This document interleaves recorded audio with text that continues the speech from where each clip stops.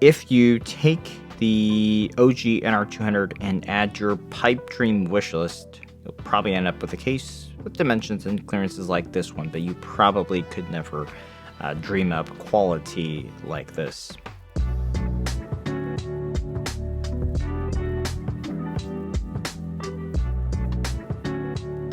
Welcome to Machines and More. Let's take a quick walk down memory lane. A long time ago, there was this case, the M1, and then this case came along and expanded on the M1's dimensions. And unfortunately, Cooler Master hasn't invaded on the original NR200 much since then. Many have been waiting. That hasn't happened. This guy, though, dubbed the M3, adds an additional flavor within the current NCase M series lineup. But the form factor now, it happens to be a lot more similar to that NR200. And with what this supports, I think it can be very appealing to NR200 owners looking to update, as well as SFF builders in general looking for a high quality, easy to build and super compatible 19-liter case. For the initial review today, I'll be focusing on doing a bigger build in the Grater version you see here. I also have the solid front round black version that we'll look at in some upcoming builds. And a big thanks to NCase for providing the case for review today. Of course, I'm not compensated by them for this review. I don't do paid reviews here on this channel. You can always expect fair and objective feedback from my content. And if you like content like that, if you enjoy content like that, I appreciate it if you would consider subscribing to the channel. So many of you are familiar with the NCase M2. It is a very nice case, and we've done plenty of builds here on the channel. You could think of this simply as a wider and slightly taller M2. Dimensions-wise, the M3 comes in at 366 millimeters long by 192 millimeters wide by 270 millimeters tall, and that works out to be roughly 19 liters when you discount the feet. That means the M3 is the same length as the M2 and just 12 millimeters taller and critically 26 millimeters wider. Compared to the NR200, the NCase M3 is a tad longer, the NR200 is taller, and the M3 is critically wider because it's going to support, as you'll see, big tower air coolers. Volume-wise, they are very much similar. So the additional width here means that instead of medium-sized 120mm tower coolers, this case supports up to 168.5mm tall coolers, and that opens up full possibility to coolers such as Noctua's D15G2 that I built with, as well as other big 140mm fan-equipped coolers. Other than big tower coolers, the expanded dimensions also allow for additional fan compatibility, such as a full 120mm fan at the back. And while you could in certain circumstances already place 140mm fans above the motherboard in an NCase M2, this width here makes it much more easy to and more flexible to do that. And with the Grater version, which is a mesh front panel, essentially, you can even have up to a 180mm fan installed there. Although it really would be easier just to get a high quality 120 or 140mm fan for that purpose. The width here will also allow for wider GPUs, and even where the M2 dimensions could already or mostly fit the card itself, sometimes you just need a little bit more space for a thick NVIDIA 12-volt cable. That would be too cramped or make things too difficult. This width really helps with relaxing that. Like the current NCase M series cases, the M3 comes flat packed, and you will have to assemble it. I like how NCase packages this. The parts are well organized, they're well protected and transported. You got foam cutouts in the box to make sure they don't get damaged. The fasteners are sorted out, so it's really easy to figure out what you need. Like the M2 and M1 Evo, the basic components are the same, save for the varying dimensions. These are the mesh aluminum side panels. You can also choose a tempered glass side panel for the show side of the case, aluminum mainboard panel here, aluminum top panel, one steel radiator or fan panel, and you will have to add on an additional one if you need both top and side brackets for fans or rads.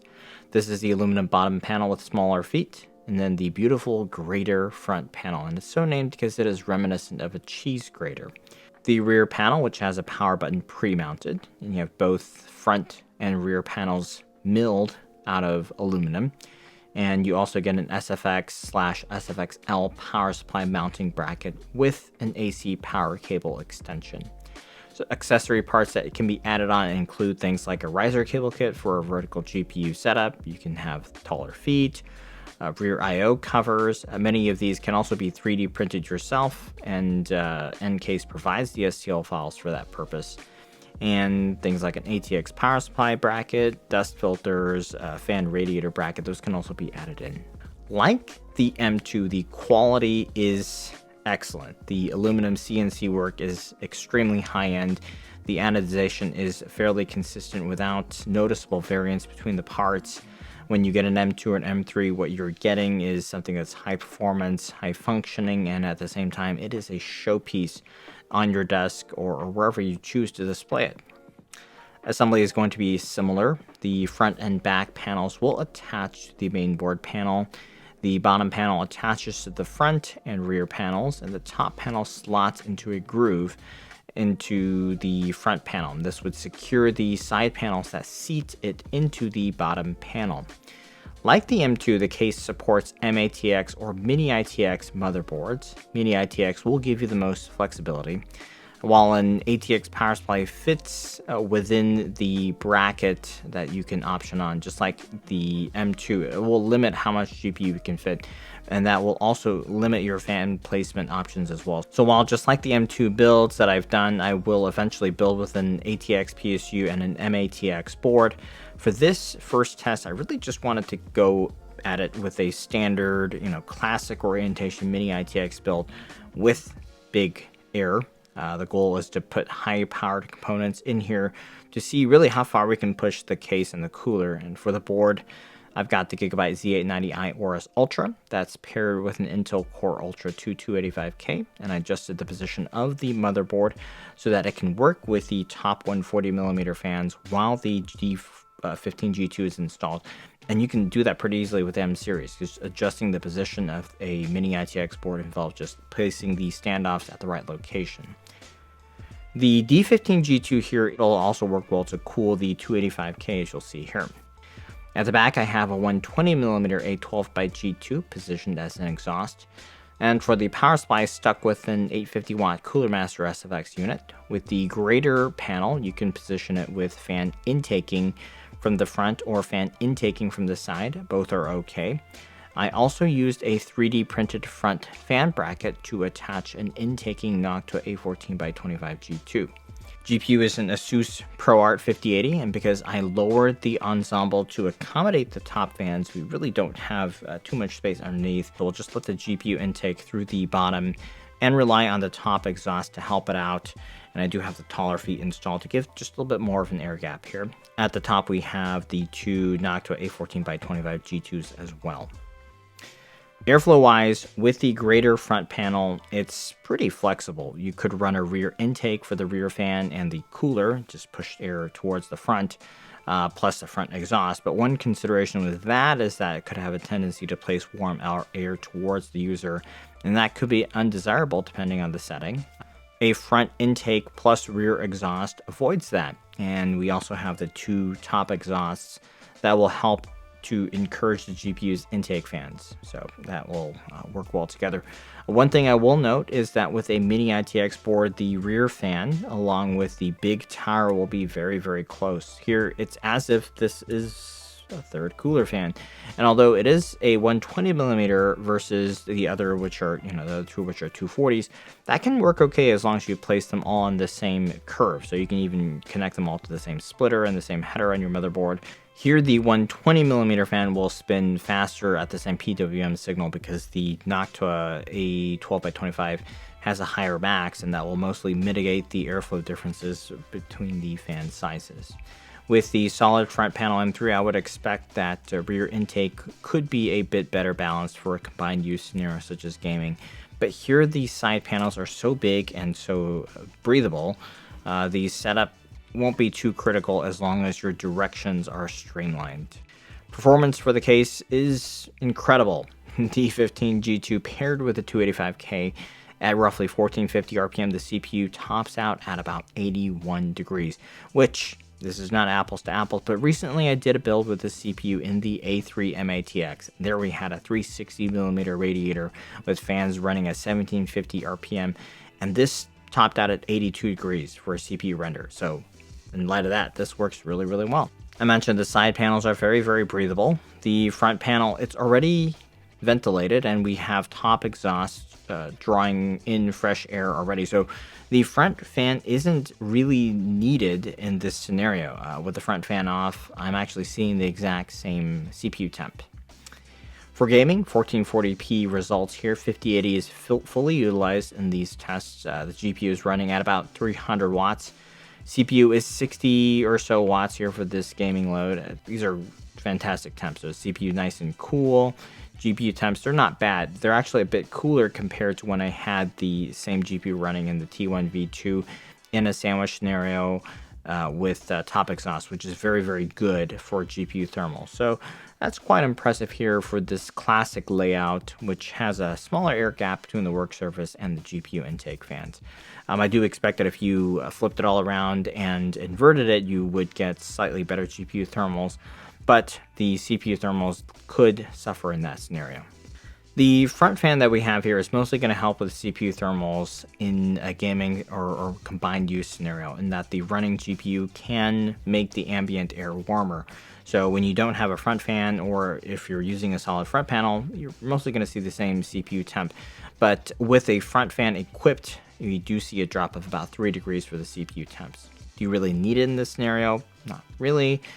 So even if you go with a solid panel and you do this particular setup, I don't think it's going to be too bad. One thing I do want to try in a future iteration is doing the solid front panel and inverting the case like I have done before with the M2. And coupled with rear intake should be a very solid setup as well. But you know, the front Grater panel just looks so great. Sorry, I realize that sounds kind of cheesy. Pros of the case: material quality is straight up excellent. Plenty of attention to detail. How they designed the case, excellent. Another thing that you really would like is the M3 form factor, because it gives you so much flexibility in configuration. You know, you don't necessarily need to go with a big dual tower cooler if your CPU needs don't dictate that, but it still gives you the freedom and the space to configure extra fans on the the front panel if you want to run it with that, and what have you. And so I think this form factor just will work out a little bit better for a lot of people coming from bigger cases or used to the NR200 footprint. There's not very many downsides of this case. In fact, I tried to find some cons, but like I mentioned, the fit, the finish, they're all really good.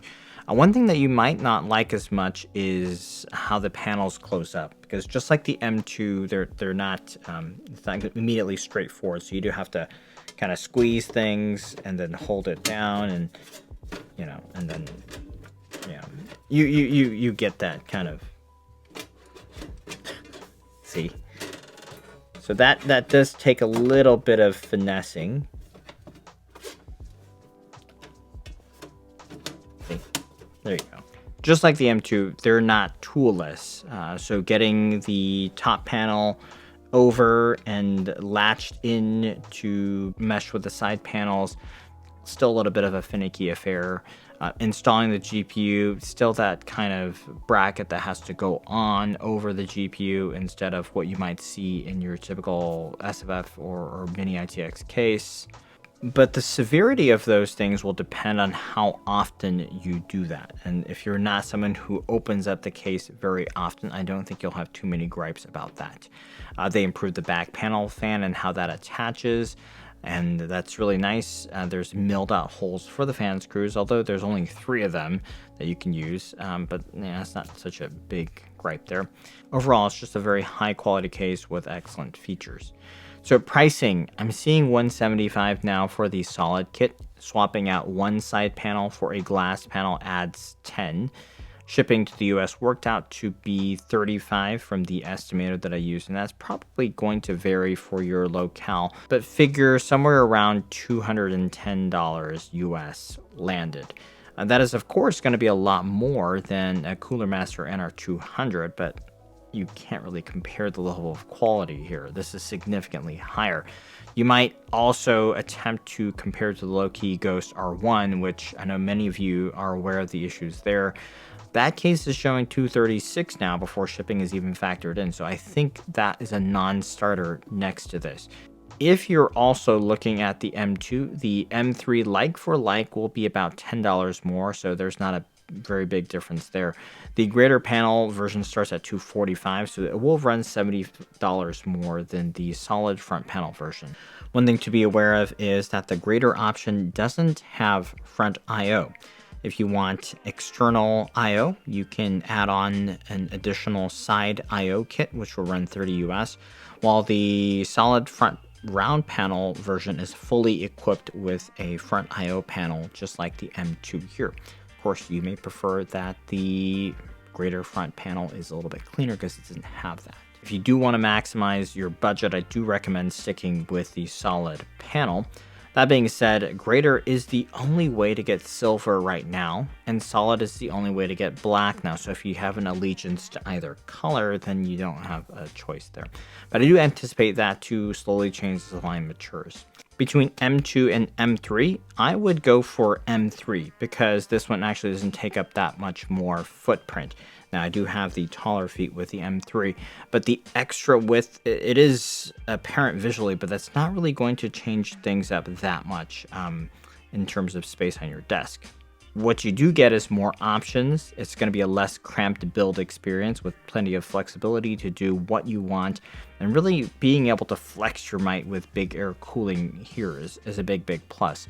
The PA120 Mini that we can use the M2, it's great, but this D15 G2 is just incredible. Now the M2 is a case that I love. I highly recommended this one already, and I feel like the M3 is just an even better version of that. It's just in a very good, happy place dimension-wise, and I think that will leave many of you with a smile. NCase M3, superb quality, excellent features, plenty of fun configurations possible that I'll continue to explore and share. And if you want an SFF build of the highest order, I think this one is it. So that'll do it for now. Make sure you check out the links for the build components. Please give a like, make sure you're subscribed. Big thanks for watching.